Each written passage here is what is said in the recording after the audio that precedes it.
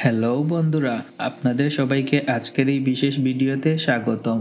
আপনারা কি জানেন বলিউডের উজ্জ্বল এক তারকা তৃপ্তি ডিমরির কাহিনী? কিভাবে তিনি বলিউডের মধ্যে এত জনপ্রিয় হয়ে উঠলেন? যদি জেনে না থাকেন তাহলে চলেন আমরা আজকে তৃপ্তি ডিমরির কাহিনী শুনবো, কিভাবে তিনি ছোট থেকে বড় হয়েছেন, কিভাবে তিনি বলিউডের মধ্যে এত জনপ্রিয় হয়ে উঠেছেন। আপনারা যদি তৃপ্তি ডিমরিকে না চেনে থাকেন তাহলে তৃপ্তি ডিমরির এই গানটি আপনাকে তার সাথে পরিচয় করিয়ে দিবে, অর্থাৎ আপনি তাকে চিনতে পারবেন।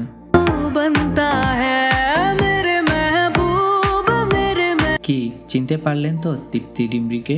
এখন আমরা শুনবো তার ছোটবেলার গল্প। তৃপ্তি ডিমরি জন্মগ্রহণ করেন 23 ফেব্রুয়ারি 1994 সালে। তিনি জন্মগ্রহণ করেন উত্তরাখণ্ডের নৈনিতালে। তৃপ্তি ডিমরি ছিলেন মধ্যবিত্ত পরিবারের একজন সন্তান।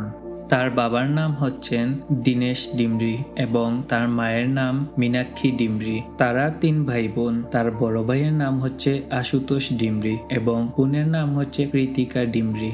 তারা সবাই মধ্যবিত্তভাবেই জীবনযাপন করেন। তৃপ্তি নিজেও বলেছেন যে তিনি একটি মধ্যবিত্ত পরিবার থেকে এসেছেন।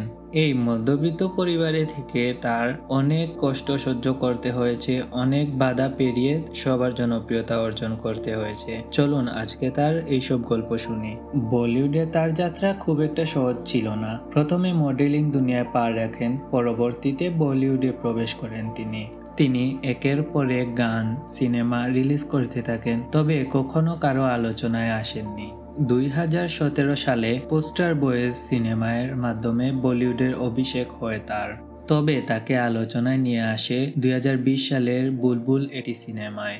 এই সিনেমায় তৃপ্তির অভিনয় দেখে সবাই টাসকি খেয়ে যায়। তার বেশ কিছু গান রয়েছে যেই গানগুলি তাকে ভাইরাল করে দেয় এবং সবার মধ্যে পরিচয় নিয়ে আসে। সকল ধরনের প্রতিভা তার মধ্যে ছিল।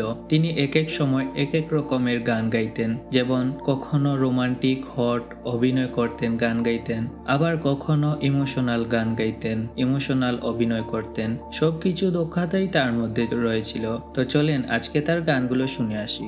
2018 সালে তিনি একটি গান রিলিজ করেন, যেই গানের নাম হচ্ছে লায়লা।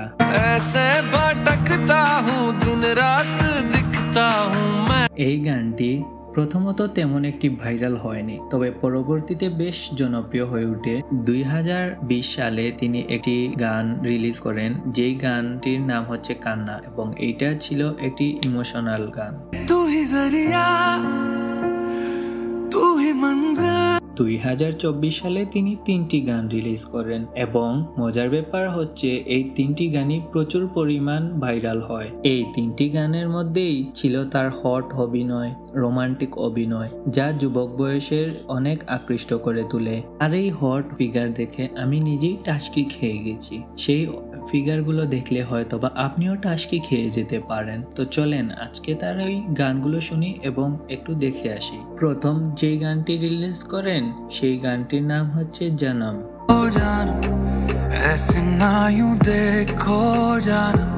এই গানটি যদিও তেমন একটি জনপ্রিয়তা পায়নি, তবে তিনি একই বছরে আরো একটি গান রিলিজ করেন, যেই গানটির নাম হচ্ছে তওবা তওবা।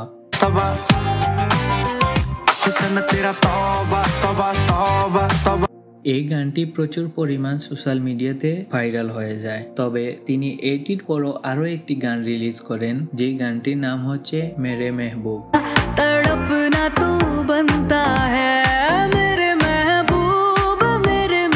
এই গানটি দেখে প্রচুর পরিমাণ যুবক তার উপর ক্রাশ খায়। হট ফিগার দেখানোর মাধ্যমে সবার মধ্যে তিনি জনপ্রিয় হয়ে ওঠেন।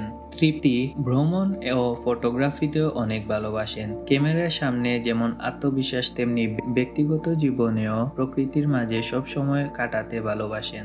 এটাই ছিল তৃপ্তি ডিমরির অজানা কিছু তথ্য। যদি ভিডিওটা ভালো লেগে থাকে তাহলে লাইক, কমেন্ট এবং সাবস্ক্রাইব করতে ভুলবেন না।